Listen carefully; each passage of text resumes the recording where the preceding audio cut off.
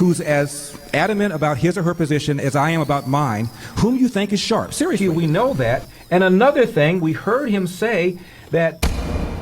Hey sports fans, Larry Elder here. Welcome to edition number 58 of And Another Thing, our weekly show. If you'd like to become an Eldorado, go to LarryElder.com, fill out the form. You're going to get a free copy of my award-winning feature-length documentary that explores the history of the Second Amendment. And I confront Michael Moore and ask him 3 times how many times Americans use guns to defend themselves. And 3 times Michael Moore says, well, you have to get the DVD to find out. Now, episode number 58 of And Another Thing. I want to talk about what President Obama recently said in his weekly radio address.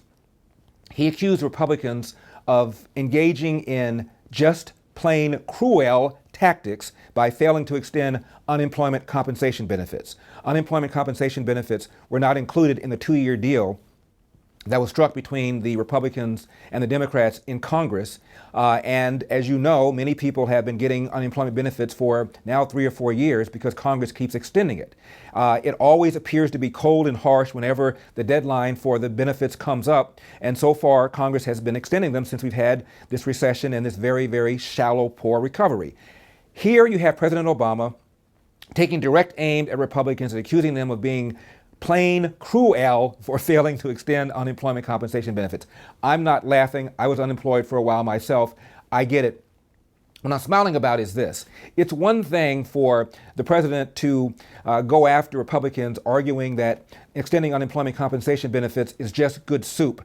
And it's another thing to ignore the fact that a whole bunch of people on his side, meaning liberal economists that have even worked for the Clinton and Obama administrations, who said the very same thing. So were they cruel? Just plain cruel? Let me give you some names. One of the 3 chairs of President Obama's Board of Economic Advisors is an economist named Alan Krueger.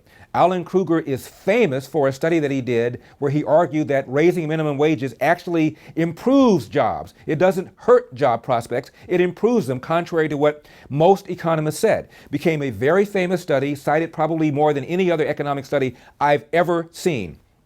It's called the Card-Krueger study. And what they did was this, real quickly. They looked at one state, New Jersey, that raised minimum wage. And they compared it to an adjacent state, Pennsylvania, that did not. And according to this study, researchers concluded that New Jersey saw an increase in employment, not a decrease in employment, which is completely inconsistent with what you would have thought compared to what happened in Pennsylvania. And that surprised a whole lot of economists. It created quite a kerfuffle in the world of economics. And a bunch of economists, of course, tried to replicate his results. Couldn't do it. An economist in Ohio named Galloway tried to do it, couldn't do it.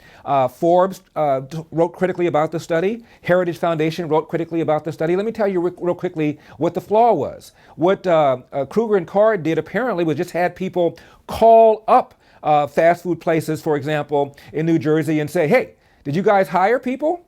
And they got an answer and they wrote it down. When researchers tried to replicate their results, what they did was not just call employers and say, hey, what did you do? They asked employers to provide payroll records to authenticate what the employers were saying. And it turned out that after the payroll records were asked for, New Jersey saw a decline relative to Pennsylvania after they raised their minimum wage. So it was completely the opposite of what these researchers said. Nevertheless, the left still cites that study.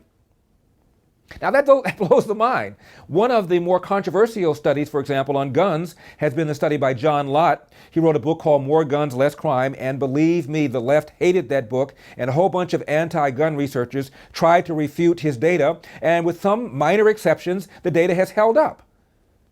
Well, Alan Krueger's data has not held up, yet the left still cites it. That's minimum wage. Now, the same guy, Alan Krueger, however, co-authored a study on what happens when you extend unemployment insurance benefits. And he wrote that the longer you extend the benefits, the more likely it is the out-of-work person is going to sit around and not move until the benefits are up.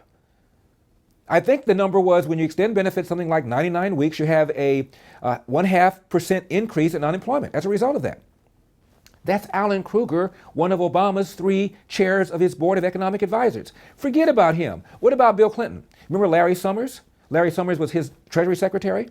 Larry Summers is also an economist. He also wrote that when you extend unemployment compensation benefits, you increase unemployment because like it or not, human nature is such that people sit around and they don't get busy until their benefits run out.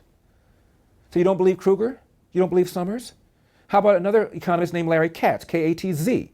He was a top economist in the Labor Department under Bill Clinton. He said the same thing. In fact, he said that when you extend unemployment compensation benefits, the worker is 3 times more likely to sit around and not go look for his job.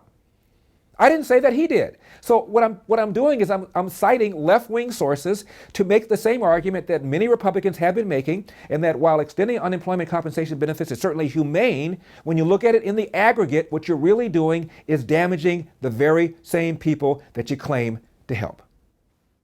I hope you enjoyed this small excerpt. If you want to see the full video, got to be in El Dorado. Go to my website, larryelder.com, log in, fill out the form. It'll cost you about $4.75 a month, or about the price of a mocha frappuccino latte at your favorite coffee house. As you can tell, I don't like coffee. I'm a tea drinker. See you next time.